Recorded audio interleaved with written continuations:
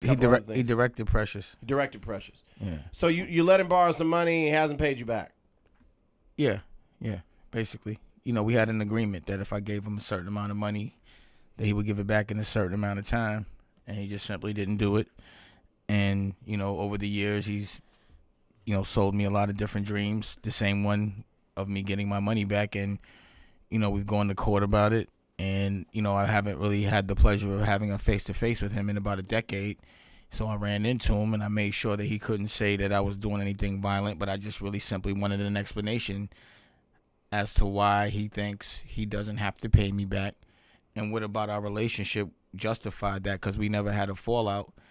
And even like how I put him in a different circle of people, the tables that I put him in, like just how he could even justify this in his mind, and it was really hard for him to even fathom my perspective, probably because he's never put up his own dollar in his life, and he doesn't understand what that means and what I could do with 100,000 times 20 when my kids is on their way to college right now, and I got to pay private school up front.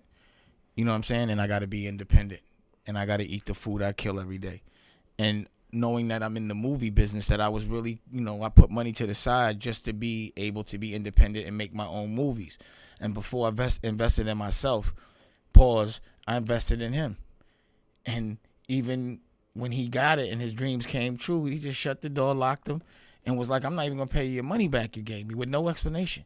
And just try to ride on my temperament, and say that every time we spoke. Did he not know you very well or something? Nah, we know each other well. So how would he think he could do that and it would settle anything but okay with you?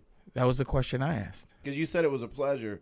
If you watched the joint, I said, Joe, how you justified that? I tried to make out everything that you were saying. The harder thing was to hear how he was responding. Like, what was his reason for not paying you? Well, in the subtitles, he has no reason. He says, I know I'm wrong. Let me make it up to you. He says, I'm going to pay you. Then he tries to offer me to be on another movie. And I'm like, yo, I don't want to hear that shit, man. I just want my money. That's it, man. Like, the thing is, it's like when I give you something the same way, I gave it to you, you should give it back to me the same way. I shouldn't have to go to court for it. I should have to talk to a lawyer about it. I shouldn't have to work it off. And we from the same place. So the disrespect of it, it's almost like he was wanting to provoke me into making a mistake based on emotion, so that we could take the attention and the focus off of how much he's betrayed everything about our friendship, our business, and focus on my reaction, which is what everybody does. I know you're going to get your money back. I was going to say good luck with that, but I don't think I need to wish you good luck with it. Well, either way, the bottom line is he's not the only one that owes me bread. Like, there's a lot of companies that owe me money that have it and just simply don't think they should give it back. I invested like people can let you borrow. If you can let people borrow money and they don't have to give it back, I need to borrow some money. Yeah, that's the thing. It's like in the streets you make examples out of people so they don't do it no more. But you can't approach things that way, or I can. Maybe this could be an example. Like, yo, stop playing with me. Like, I got a problem with Lionsgate and Grindstone right now over Honor Up with this dude Barry. What's his last name? Barry. If they so disrespectful to the culture that this shit just gotta stop. Like, even when you put up your money, they try to make you feel like a slave. They make you feel funny about asking. It's crazy I got a lot of problems. I got a problem in every business I'm in. So music, I have a problem. In film, you see this problem, and there's more coming. And then in fashion, I got a problem.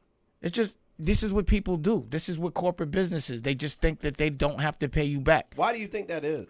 I guess there's not so much recourse. There's no death. They can hide behind there's no attorneys. Well, you have to have money to go through a full suit, and there's a lot of technical. That's what Lee's riding on, like a technicality. But it's like, what about your morality? Like, how do you make so much handshake and your word? Well, how do you make so much money off the culture and then rob people that are good for it? Like, he knows I'm a good dude. He knows what I did for him, and he knows, like, he's shutting me out instead of letting me in. And it's like, dog, is it because you look at me as competition? Like, I'm a director now. I didn't, like, if my investment was in him, in the culture, in publicly sticking together, showing people that we don't need them, we could do it on our own. But look what he do. And he was like, yo, I promise you, and I'm saying names because I want these people to ask him, like, did you say that? Like, when you get in the room with Oprah, I want Oprah to say, yo, did you really say that I didn't give you no money and that's the reason why he gave you the money? And why shouldn't you give him his money? And Denzel, you threw him under the bus. Like, he was throwing everybody under the bus. Like, Tyler Perry, no one will give me the money but you. So I'm that guy. I'm supposed to be the most dangerous, volatile dude, and I'm the one that gets played the most. I know why they didn't give him the money now. He wasn't going to give it back. And I'm quite sure there's a lot of people that feel just like I do that he owes. But this is like concrete money. Like right now, without interest and all that, it's $2 million. This ain't like my evaluation of $2 million. Right. So now we got to go to court again because he been playing. And it's like I had to drop a $5 million lawsuit on his head. But I just want everybody else to see, like, yo, it ain't nothing for me to put some money on your head as far as legally. So whoever's playing with me legally, trust me, we getting in front of a judge and it might be public. But all I want is what's mine. I'm not going to never get like this unless I'm dead right. Right. But, you know, everybody tries to make me look crazy. And y'all seen people rob me for years. I just got to keep wearing it. But when it comes to my money and all that, like, straight up, if I give it to you, don't disrespect me. Please just give it back. When you saw, how did you end up in the same place as him? Because I don't even know where that was. I just know there was a lot of It was the Hollywood Bowl, and it just so happened that a friend of ours had tickets and invited Rocky, but Rocky didn't pick up the phone because we was at the pool. So she called later and was like, oh, this concert's going on now, and we got the tickets. It's 2 seats, and by the way, your man Lee Daniels is here. Ball game. I'll be there and bring a camera just in case. We'll be watching, man. And again,